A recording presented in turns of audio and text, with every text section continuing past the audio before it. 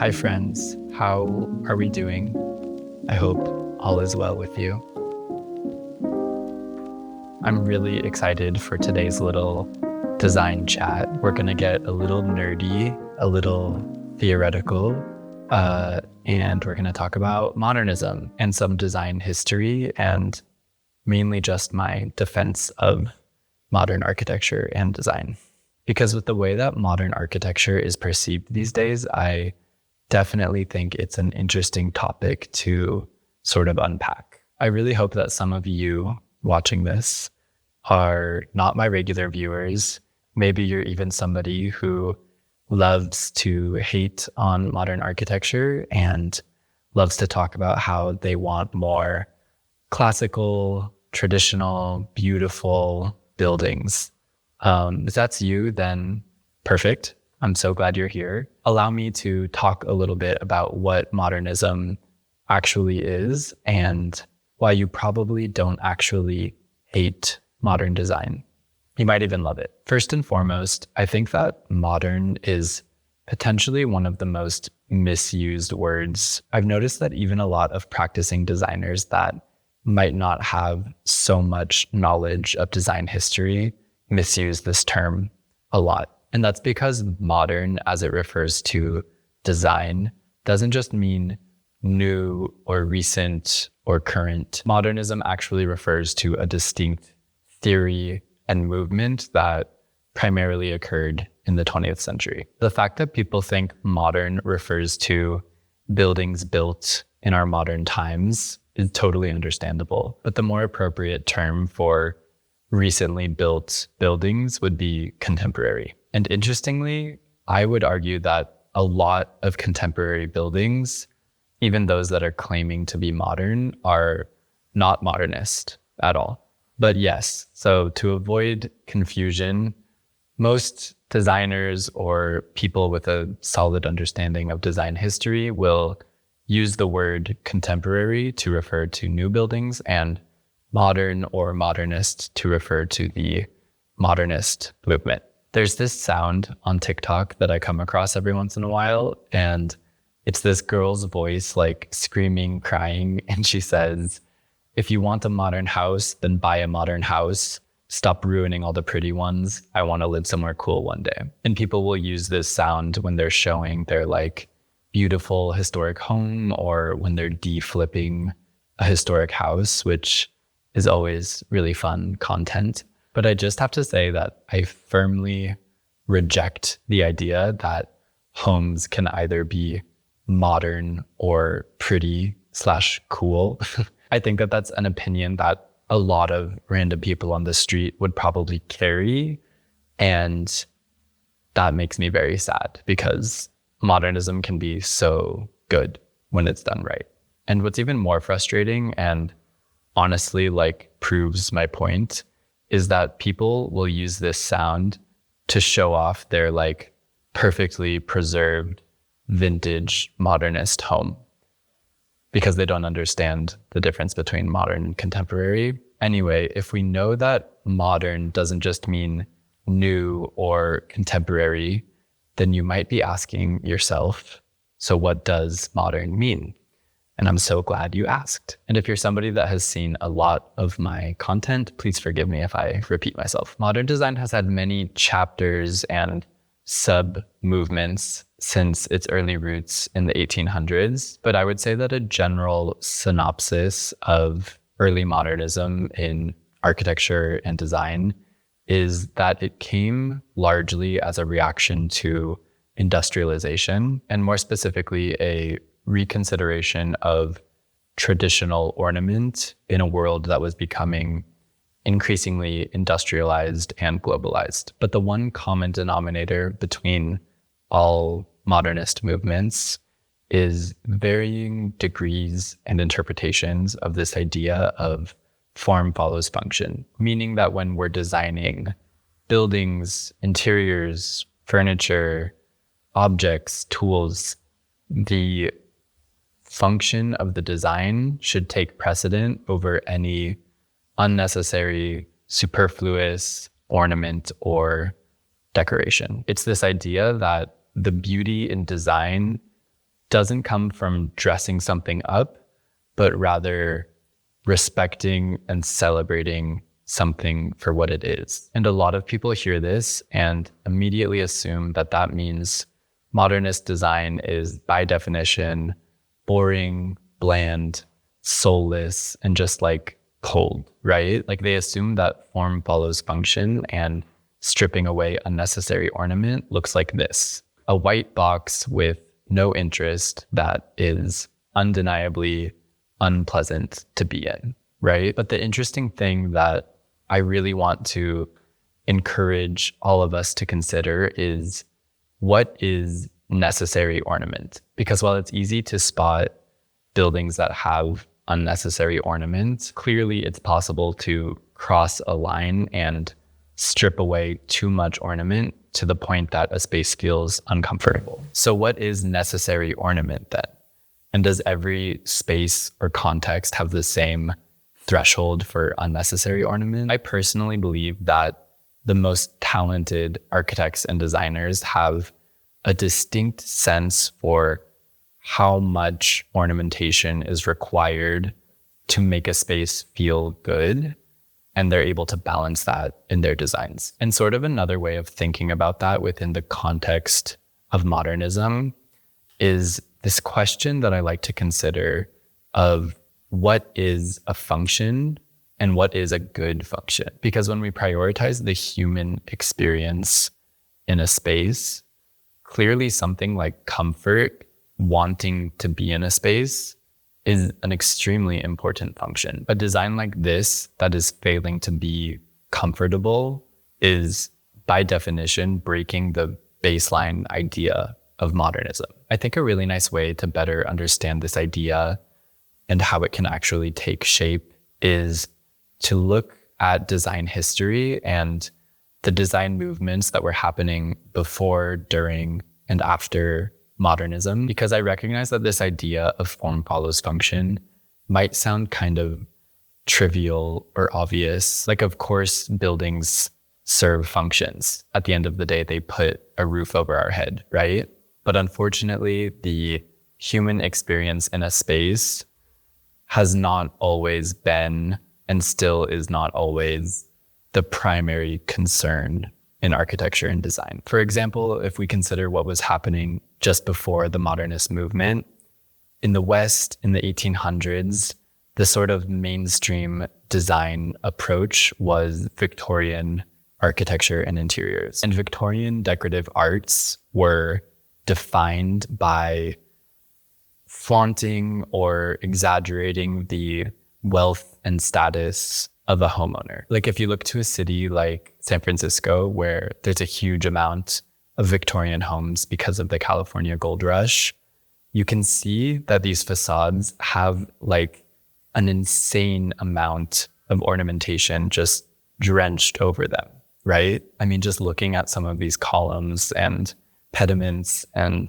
vaguely classical details, it's very, very intense. And a lot of these houses have a sort of oversized parapet just at the front of the house with the sole intention of making the home feel more grand, more expensive, and just more impressive. The ornament is there not for the sake of the human experience in the space, but rather just to display a level of opulence. And this was true for Victorian interiors as well. The Industrial Revolution allowed for a huge amount of home goods to be mass-produced for the first time. So these homeowners could fill their interior with all sorts of objects and tchotchkes to show off their high level of taste and class and worldliness. It was sort of the beginning of fast fashion in home decor, not entirely unlike what we see today. And the really interesting thing is,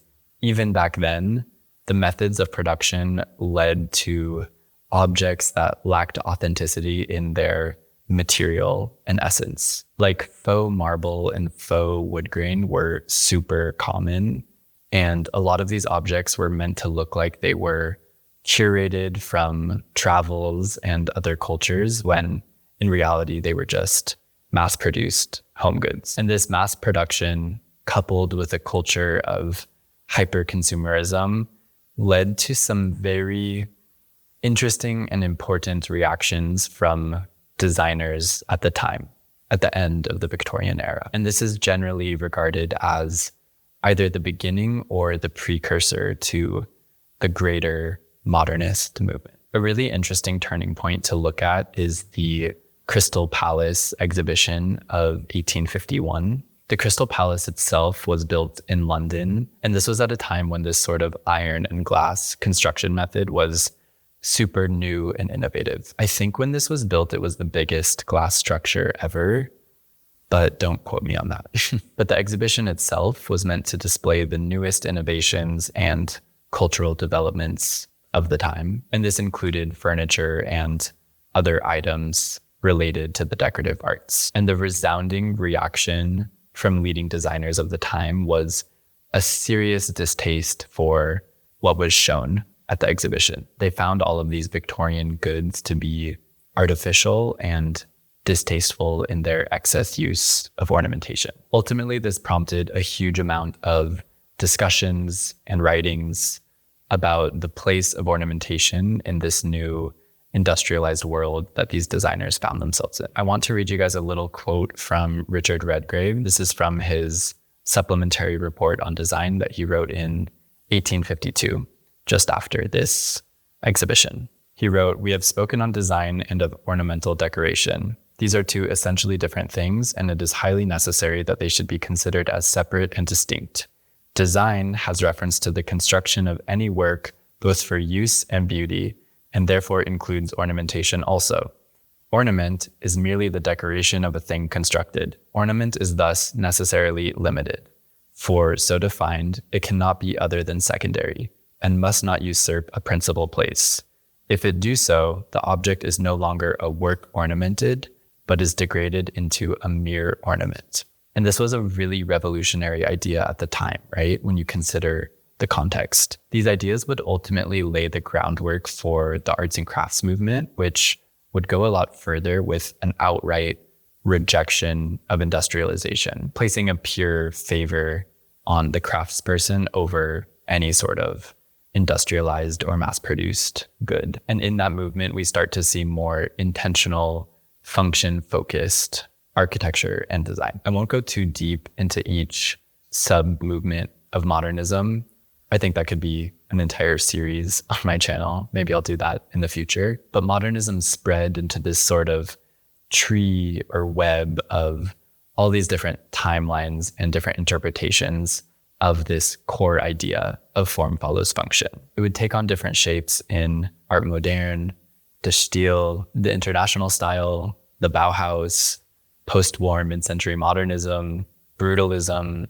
The list goes on and on and on. That is until modernism was met with postmodernism in the 1980s and 90s, which basically took this idea of form follows function and said, like, fuck you, we can do whatever we want. And if you're interested in hearing more about postmodernism, I have an entire video on it. So I invite you to go watch that. And while we're briefly touching on the history of modern design, I can already feel some comments coming. So I want to point out that modern design has often been tied to certain social or political ideas, but it's never been defined by or neatly correlated with any particular worldview. There are those that try to make the argument that modernism is a reflection of some controversial or extremist ideologies. I've seen people try to make this argument with countless ideologies, including but not limited to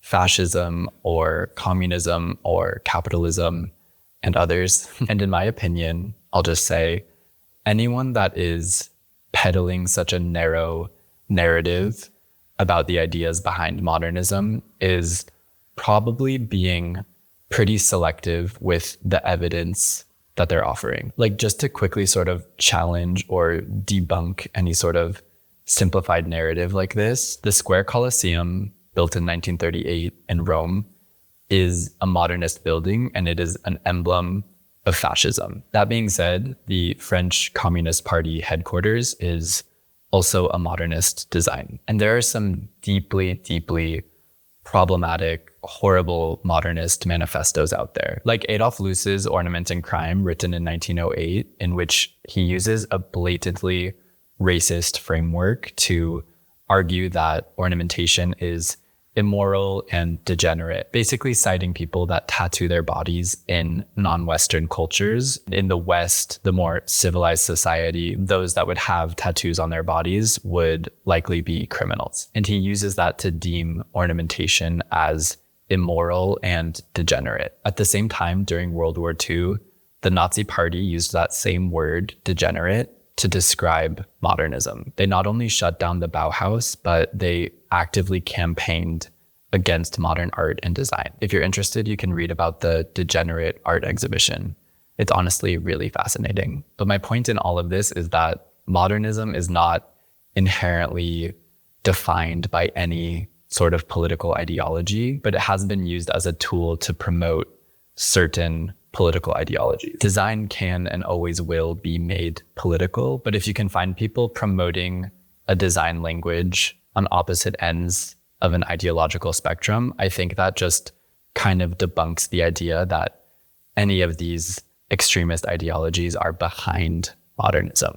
Do you know what I mean? And I think it wouldn't be right to not point out the fact that last month, US President Donald Trump signed an executive order to promote the use of traditional and classical architecture for civic buildings, with a stated goal to uplift and beautify public spaces and ennoble the United States. And again, I personally take major issue with the idea that traditional or classical architecture equals beautiful. So let's talk about how and why modern design should be beautiful. Because like I touched on earlier, there's this idea that form follows function, and stripping away unnecessary ornament leads to soulless, unpleasant spaces. And it does raise a question: if we're not decorating for the sake of decoration and we're distinguishing between art and design, right? So then where can there be room for creativity or soul or charm in modernist design? There's certainly value in a space having soul and identity. So where does that fit in here? And basically, I think that there are a lot of ways to bring creativity into modernism, but a few that I like to consider or sort of notice are highlighting the structural methods of a building, a unique use of materiality, special connections or joinery between elements, an intentional consideration of lighting, especially daylighting, and a thoughtful interaction with nature or the site of a space. And all of these decisions can be made based on the context of a space. So there's not a one-size-fits-all answer here. To me, and to those who share my view on ornament, this is just such a good way to design. It offers so many opportunities for warmth and charm, and it's just inherently more thoughtful than slapping any sort of superfluous, unnecessary ornament onto a building or a space, whether it be postmodernist or more traditional. To me, that's really the most naive thing you could do.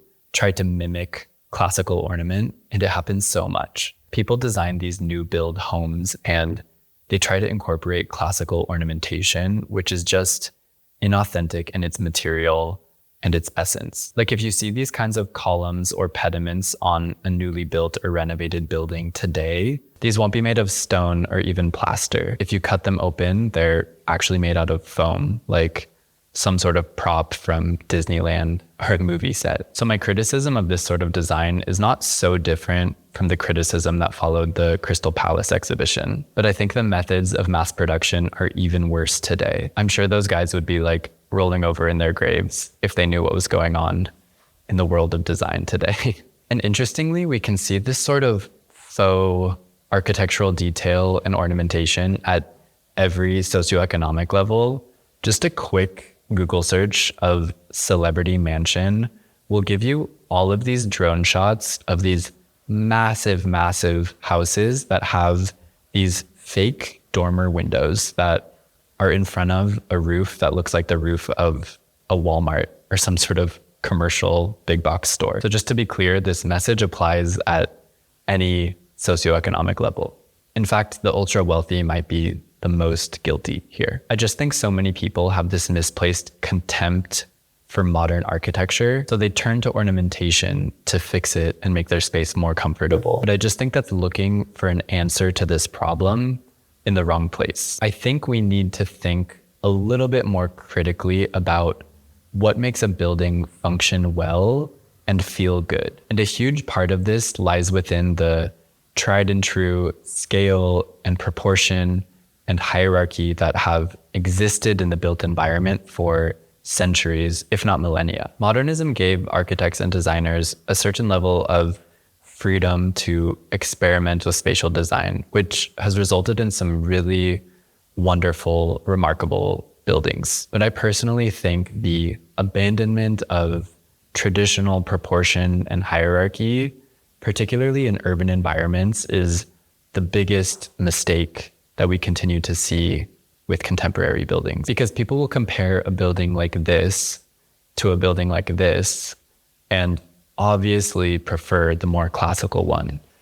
We can all agree that this feels better. Even just walking down a street like this is so much more pleasant than walking down a street like this. But people are making the mistake of attributing that good feeling to the ornamentation. Whereas if we were to look at a building like this that preserves more traditional scale, proportion, and hierarchy, but still strips away unnecessary ornament, I think it's much nicer than this or this, because it relates to the human and physical context with a thoughtful consideration of structure and materiality without any unnecessary ornament. There is depth and interest, but it comes from functional connections and thoughtful interactions between materials. The design itself is what's being respected.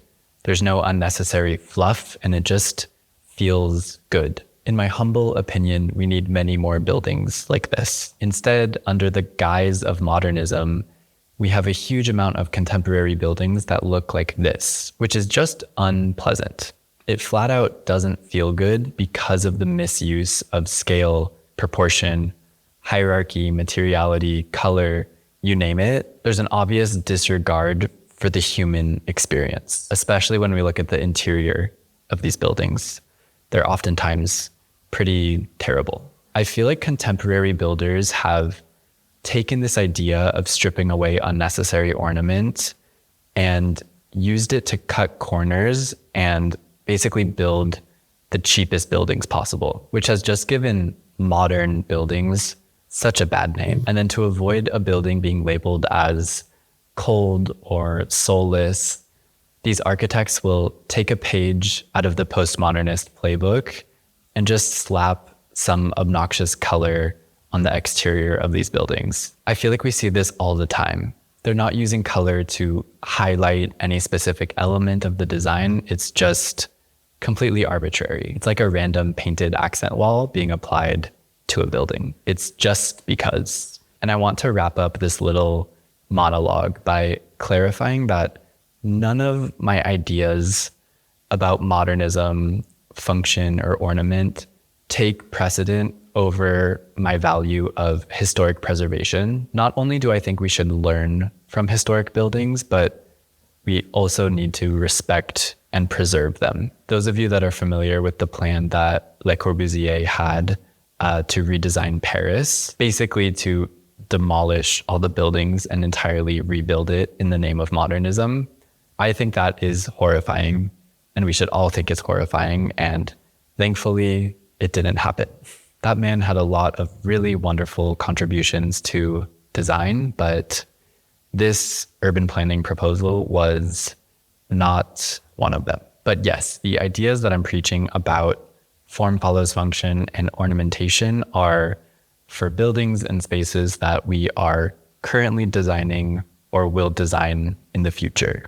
I don't think we should retroactively apply this to historic structures. Okay, so to summarize, what do I want to say?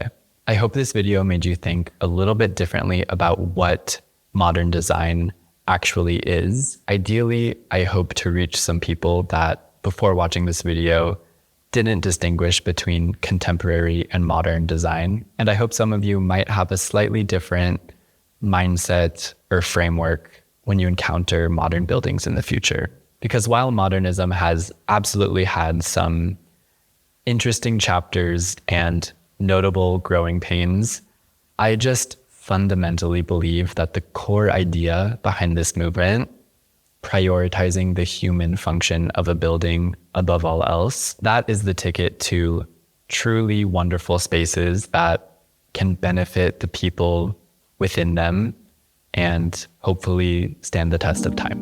Okay, thank you for watching. I hope this was interesting, and I'll see you later. Bye.